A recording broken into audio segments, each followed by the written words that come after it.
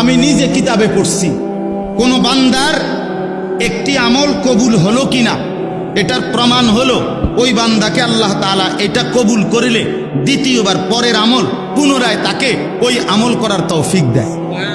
এজন্য যার ফজরের নামাজ কবুল হইছে তাকে আল্লাহ জোহর পড়ার তৌফিক দেয়, যার জোহর কবুল হইছে তারে আল্লাহ আসর পড়ার তৌফিক দেয়, যার আসর কবুল হইছে আল্লাহ তারে মাগরিব পড়ার তৌফিক দেয়, যার মাগরিব কবুল হইছে আল্লাহ তারে এশার নামাজ পড়ার তৌফিক দেয়। তাহলে আমনে চান্দু শুক্রবারের 2 রাকাত নামাজ পড়া আগে দিয়েও ফজর পড়েন নাই, পরে দিয়েও আসর পড়েন নাই, মাগরিব পড়েন নাই, সারা সপ্তাহ নামাজ পড়েন নাই, আমনের জুমার নামাজের কি দশা আমনে বুঝেন?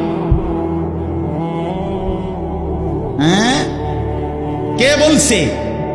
এই যুবক ছেলেরা, তোমরা যারা শুধু জুমার নামাজ পড়ো অথবা মাঝ বয়সী যারা আপনারা যারা শুধু শুক্রবারের 2 রাকাত নামাজ পড়েন, এটা আপনাদেরকে কে শিখাইছে বলেন? কার থেকে আপনারা এটা নিলেন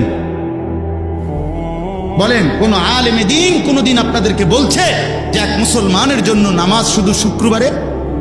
কথা বলেন না কেন? তাহলে এটা আপনারা কোত্থেকে নিলেন? কিভাবে নিলেন আপনারা? মসজিদগুলো দোতলা হয়, শুক্রবারে জায়গা হয় না। মসজিদ ভাঙ্গা নতুন মসজিদ হয়, জুমার নামাজে জায়গা হয় না। মসজিদ কি শুধু জুমার নামাজের জন্য না 5 ওয়াক্ত নামাজের জন্য?